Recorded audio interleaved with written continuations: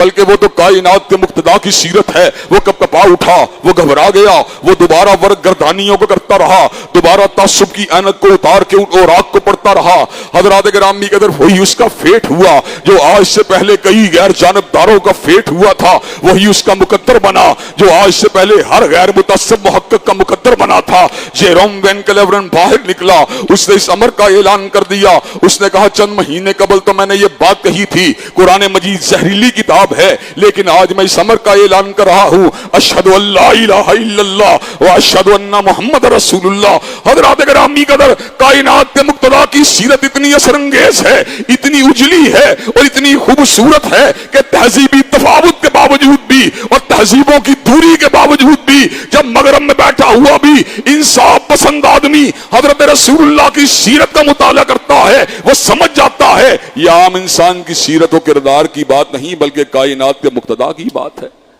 حضرات گرامی قدر، رسول اللہ صلی اللہ علیہ وسلم کے اس پیغام کو اٹھانے والے کون تھے؟ اس پیغام کو آگے بڑھانے والے کون تھے؟ خطبہ حجۃ الوداع میں شرکت کرنے والے 1 لاکھ سے زیادہ صحابہ کرام رضوان اللہ علیہ مجمعین کو